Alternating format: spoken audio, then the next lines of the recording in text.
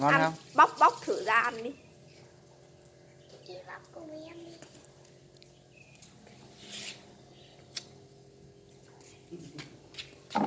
Này luôn. Đấy, Khánh hướng dẫn ăn. Up lên YouTube. Đi ra bác bạn chơi đi xem Lột ra.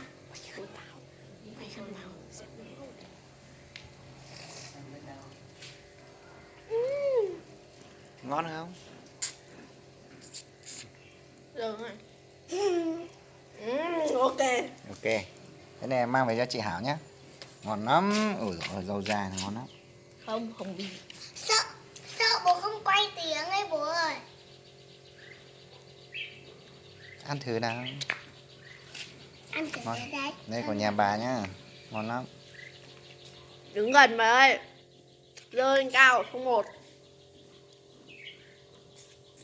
đi ra bàn bạn Cầm này lên nhé. như nào.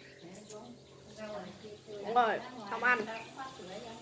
Đúng rồi. Mời chị Hảo. Bà Khánh Vlog.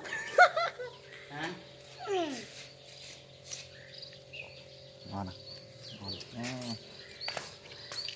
Xanh cũng ăn.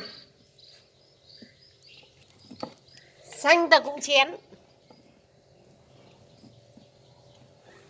Hello. Chị Hảo ơi. Con này mới chín này. Con này này. Đi Đấy, thăm soi bà để Tân chín. Vlog. Quả là ngon lắm bố ơi. Chị Hảo ơi, chị ăn không? Ừ. Ăn đi. Em cho một muỗng này.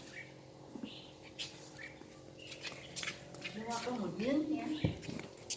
Bạn cầm ấy cắt tí đi chưa?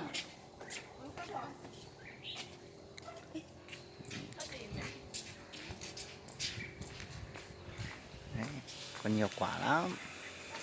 Cái này nhá, chị Hảo nhá, cây phụng bà nhiều quả lắm. Đây, cái bên này đây.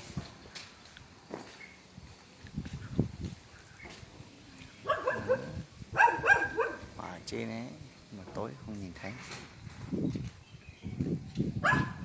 Chị ăn không? Nguyên là một quả em chưa nhiễm một lần nào. Em chỉ mới bóc rồi. Có chị Hảo đi thì em không khóc mấy đâu. Nhưng mà chị Hảo không đi cho nên em quấy lắm, em khóc nhiều lắm. Khóc từ Hà Nội đến Thái Bình cơ mà. Đấy. Em bèo thối đâu mà khóc. Không phải.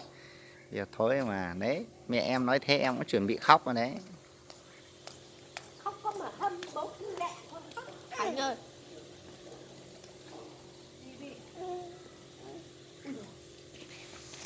Ở đây đầy quả cà gai.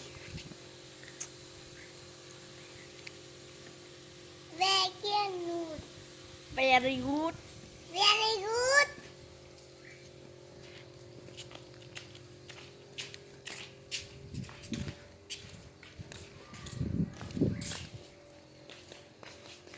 Để ăn thêm nữa này. Sao bố cứ quay con quà vậy? Sao không quay chị Văn đây?